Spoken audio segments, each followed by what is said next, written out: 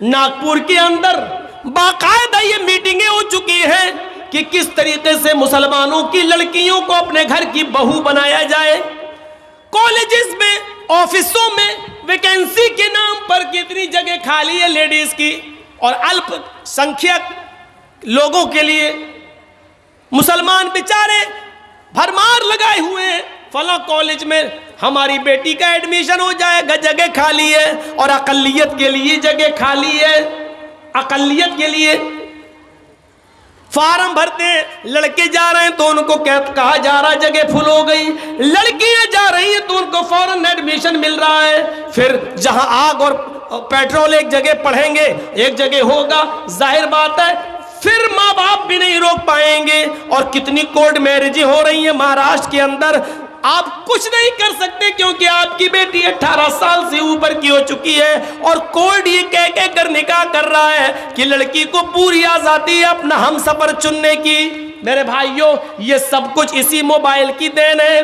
इसी ने जिनाकारी के सारे असबाब और रास्ते खोल दिए हैं जो आज हमने अपनी बेटियों के हाथ में दे रखा है। यहाँ सुन सब रहे हैं, लेकिन किसी एक की मजाल ऐसी नहीं कि सुनने के बाद जाए और अपनी बेटियों के हाथ से मोबाइल छीने कि मेरी बेटी, तुम्हें मोबाइल की क्या जरूरत है, तुम तो मेरे घर की जीनत हो, तुम तो मेरे जिगर का टुकड़ा हो, तुम किसी अपनी सहेली से बात करना है तो मेरे मोबाइल से बात कर लो, लेकिन मेरी बेटी तुम मोबाइल क्यों रखोगी, तुम मोबाइल क्यों चलाओगी। आज किसी बाप के अंदर इतनी हिम्मत नहीं जो अपनी बेटी से ये कह सके।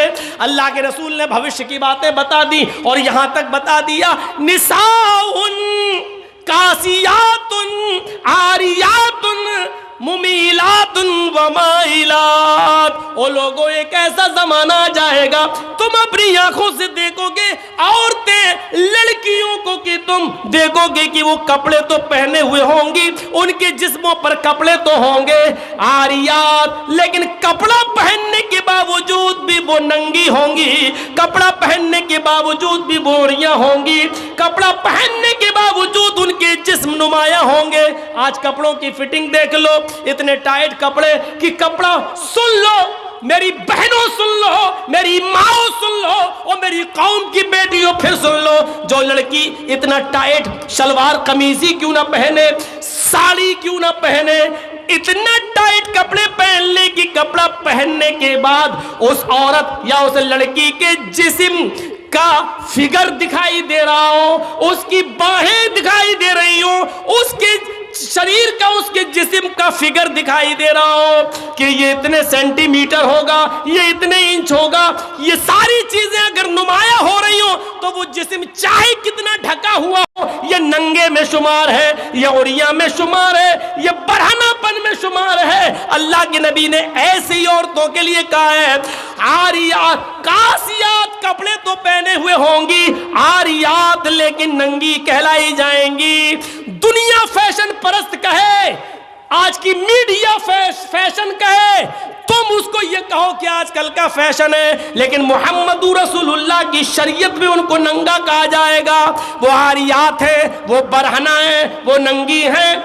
मुमीलातुन व माइलात, लड़कों से बातें करती हो, लड़कों की तरफ माइल होती हो, और लड़के भी अब उनकी तरफ झुकते हो, यानी हंस हंस कर बातें करती हो, गुफ्तगू करती हो, इतना मेकअप करके निकलती हो कि उनको देखकर लड़के फरेफ्ता हो जाएं और ये भी उनके ऊपर माइल हो जाएं। जब तुम ये देख लो अपने जमाने में और ऐसा माहौल देख लो तो ऐसी औरतों को देखकर सोच लेना, ला यदखुलनल जन्ना वला यजिदना रिहा, ऐसी औरतें जन्नत के अंदर दाखिल न होंगी, जन्नत तो दूर, जन्नत की खुशबू भी नहीं मिलेगी, जन्नत की खुशबू से भी महरूम हो जाएंगी। हमारे और आपके ऊपर है अपनी बेटियों को कैसे पहनाना है, कैसे कपड़े पहनाना है, क्या पढ़ाना है, कहां जाना है। यहां अच्छी बात है, अल्लाह का शुक्र है, सुना है लड़कियों का मदरसा चल रहा है, तालीम निस्वा बहुत ज़रूरी है औरतों की, लेकिन याद रखिएगा मेरे भाइयों, मदरसे के लोग मदरसे तक जिम्मेदार हैं। मदरसे के बाद जब आपकी बेटी आपके घर आएगी तो आप जिम्मेदार हैं। آپ کو دیکھنا پڑے گا. آن لائن پڑھائی ماحول ہے دیجئے, لیکن آپ وہاں بیٹھیے, آپ کے پاس ٹائم نہیں ہے. آپ اپنی بیوی کو وہاں بٹھائیے کہ میری بچی کے پاس بیٹھے, بھائی کو بٹھائیے کہ وہ آپ کے پاس بیٹھے. 1 گھنٹہ 2 گھنٹہ کمرے میں بند ہو کر وہ پڑھ رہی ہے آن لائن, اور 2 گھنٹے کے بعد پھر پڑھائی ختم, پھر ہاں تھوڑا سا کام کر رہی ہوں. اب کیا کام کر رہی, میں یہ نہیں کہہ رہا ہوں بدگمانی کریے, لیکن یہ دروازے ہیں, دروازے, چور دروازے, چور. سردیوں کے دن کا تو لڑکیاں دعا مانگتی ہیں, اللہ سر کیوں, اچھا موقع ہوتا ہے, لحاف اندر ڈال ڈال کے واٹس ایپ چلاتی ہوں. کون دیکھ رہا ہے, سردی ہے, ہماری بیٹی سو رہی ہے, اور پتہ چلا کہ اندر موبائل چل رہا, واٹس ایپ چل رہا ہے, گفتگو چل رہی ہے. ان چیزوں نے دروازے کھولے. آپ کو معلوم ہے حضرت مریم کی کفالت کر رہے تھے حضرت زکریا, اور جب مریم کے پاس محراب کے اندر, مسجد کے اندر بے موسم پھل آ گئے. بے موسم پھل کا مطلب سمجھ رہے ہیں, سیب کا موسم نہیں سیب دیکھا, کیلے کا موسم نہیں کیلا دیکھا. کس نے, حضرت زکریا نے. سورہ مریم پڑھیے میرے بھائیوں. جیسے ہی حضرت زکریا نے مریم کے پاس بے موسم پھل دیکھے, یہ وہی مریم ہے جو اتنی پاک دامن ہے کہ جن کو ان کے کسی شوہر نے, کسی مرد نے نہیں چھوا. اللہ نے اسی مریم سے عیسیٰ کو پیدا کیا. یہ وہ مریم ہے جن کی پاک دامنی کا اعلان عرش والے نے, اللہ نے کیا ہے. یہ مریم ہے جن کی پاک دامنی کا اعلان اللہ نے کیا. لیکن ان کے پاس مسجد کے اندر جب بے موسم پھل دیکھے, زکریا نے, ان کی سرپرست نے جب بے موسم پھل دیکھے, تو حضرت زکریا کو غصہ آیا. ان پھلوں کو دیکھ کر مریم کی طرف دیکھا, انا لک ھذا, اے مریم یہ کیا ہے, یہ پھل تیرے پاس کہاں سے آ گیا؟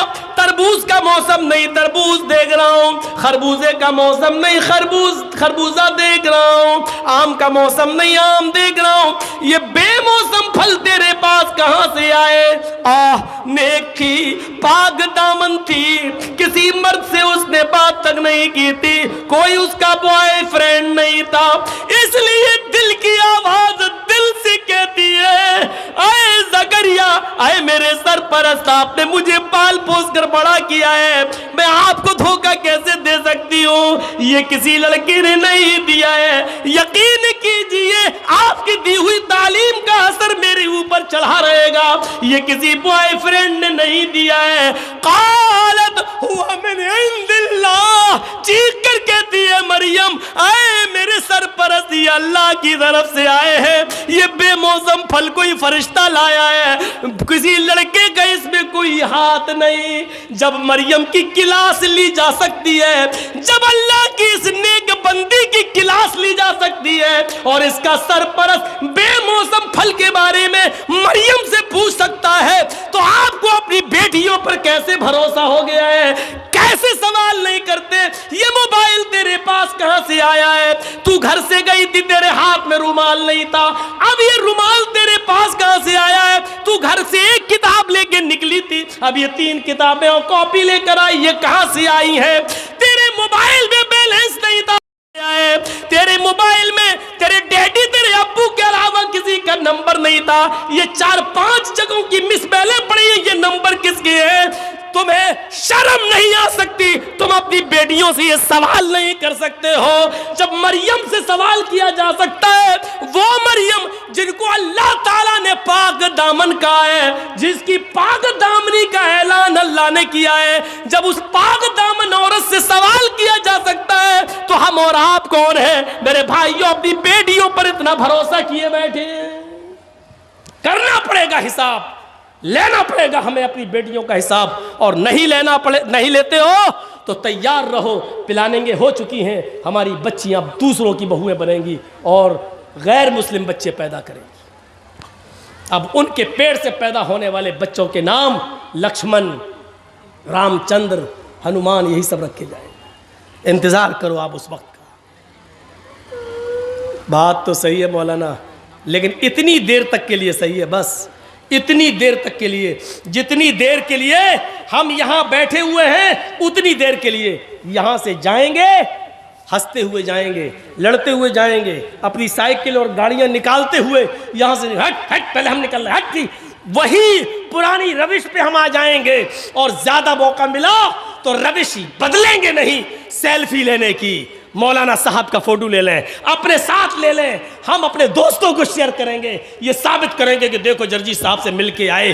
ان چیزوں نے آج دین کا شوق نکال دیا ہے، جلسوں کو رسم و رواج کا مالک بنا دیا ہے۔ جلسوں میں دینداری آئے تو کہاں سے آئے، جلسوں سے عبرتیں ملے تو کہاں سے ملے، جب جلسوں میں رسم و رواج عام ہو جائے۔ میرے بھائیوں، سیلفی لینے کے چکر میں، فوٹو لینے کے چکر میں آدمی ایک دوسرے کے ساتھ لڑ مرے، اتنی اجازت نہیں ہے شریعت کے اندر۔ یہ ویڈیو بن رہا ہے، ایک حد ہے، چلیے یہ چینل پہ ڈال دیا جائے گا۔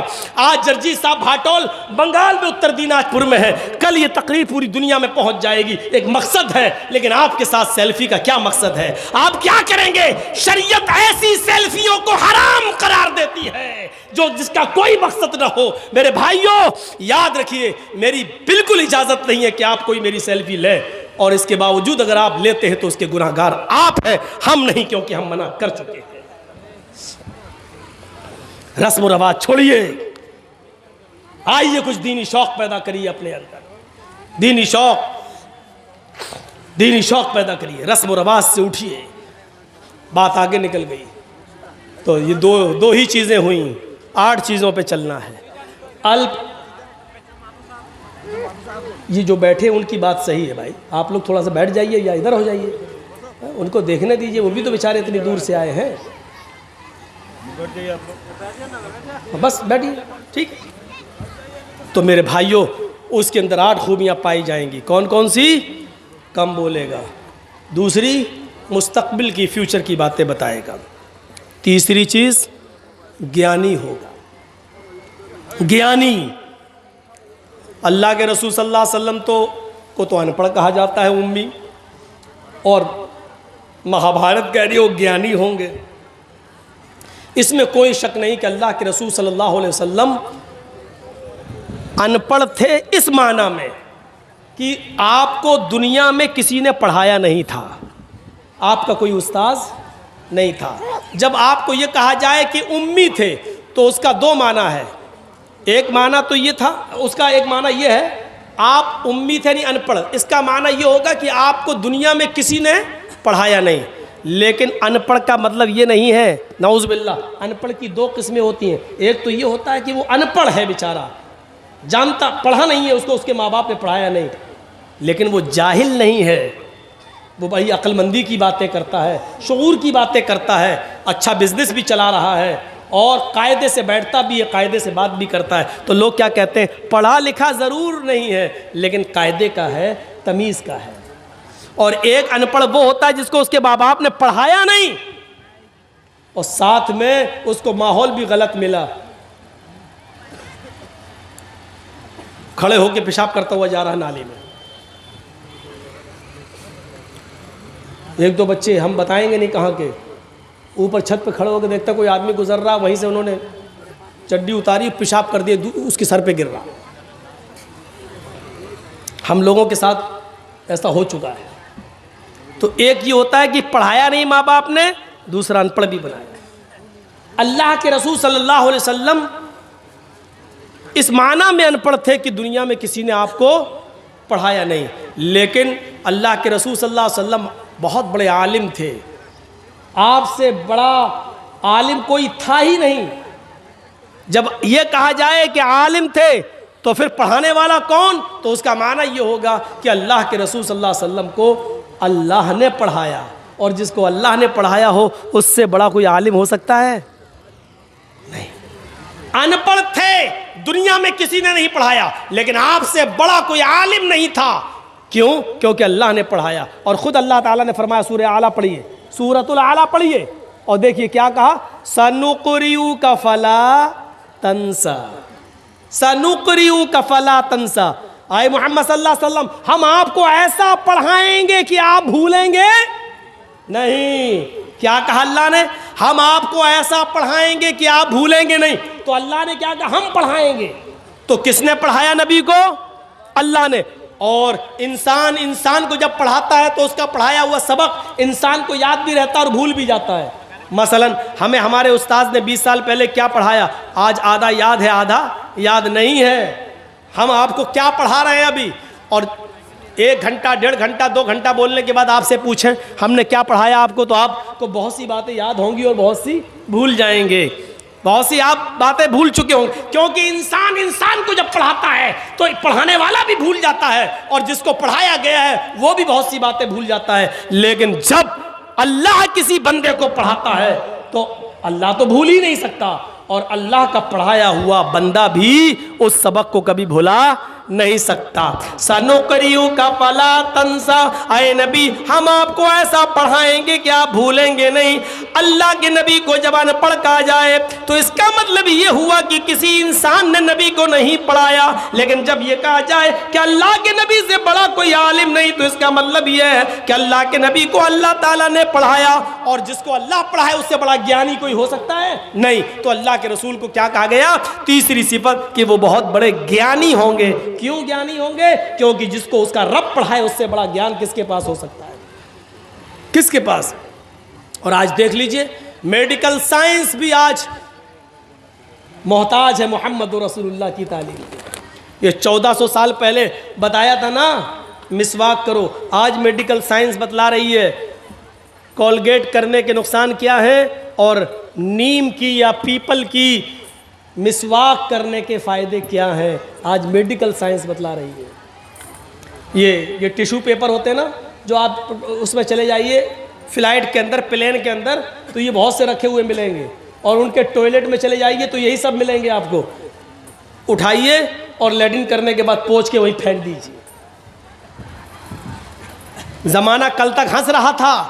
اللہ کے رسول صلی اللہ علیہ وسلم نے کہا تھا کہ جب تم استنجا کرنے جاؤ تو مٹی کے 3 ڈھیلے استعمال کر لو، 3 سے کم ڈھیلے استعمال نہیں ہونا چاہیے. مٹی کے ڈھیلوں پر ہنستے تھے لوگ. کیا محمد صاحب نے مٹی کے ڈھیلے ارے پانی نہیں تھا، مٹی کے ڈھیلے بتا رہے ہیں. آج اسی میڈیکل سائنس نے یہ بتا دیا کہ مٹی کے ڈھیلے جراثیم کو، کیڑوں کو، گندے کیڑوں کو اور خطرناک کیڑوں کو مارنے میں زیادہ صلاحیت رکھتے ہیں اور گندگی کو جذب کرنے کی زیادہ صلاحیت رکھتے ہیں.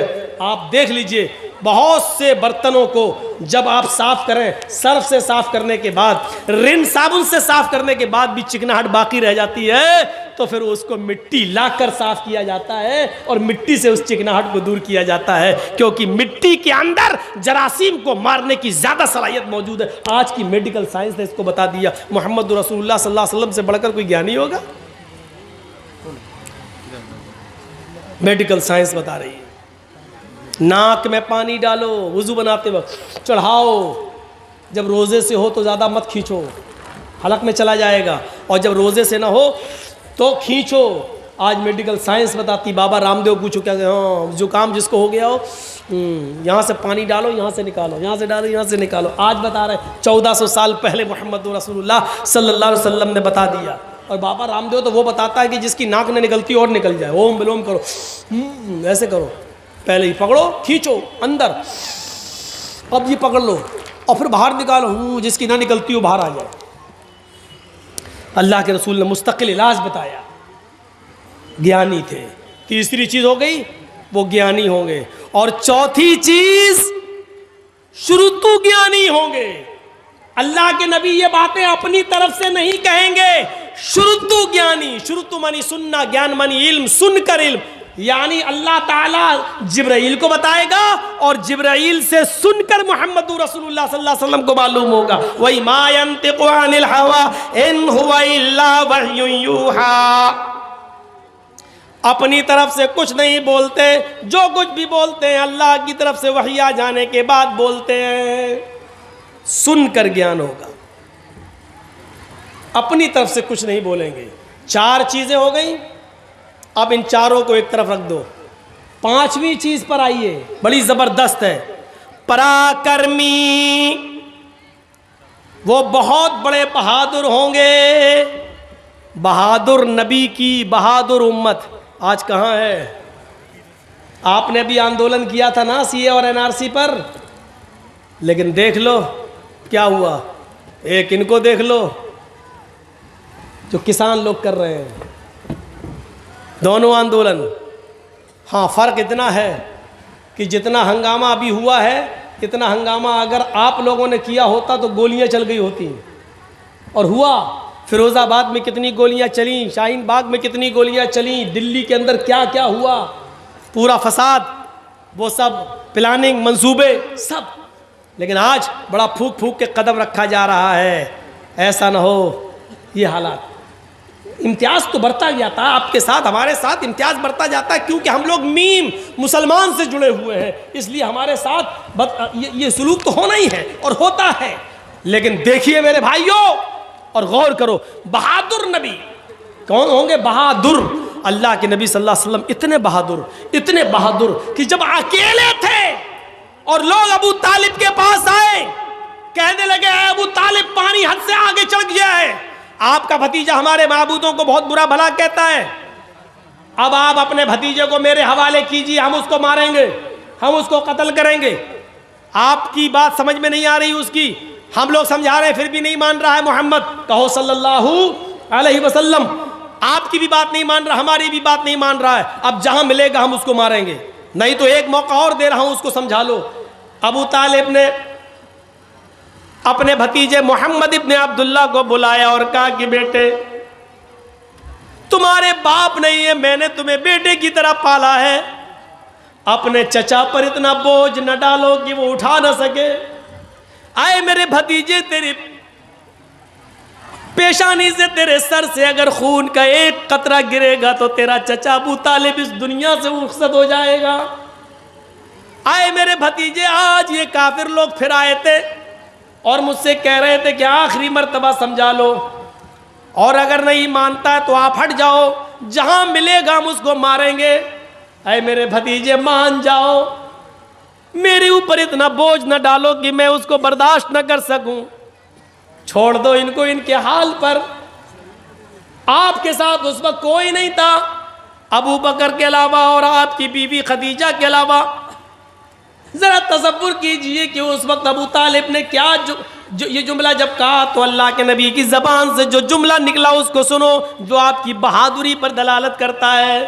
اے چچا جان، آج کے بعد میں آپ کے اوپر بوجھ نہیں بنوں گا، آپ اپنے آپ کو مجھ سے الگ کرنا چاہتے ہیں تو کر لیجئے، لیکن آپ یہ چاہتے ہیں کہ میں اس دعوت کو دینا چھوڑ دوں جو اللہ نے میرے اوپر فرض کی ہے، جس کو پہنچانا مجھ پر میری ذمہ داری ہے.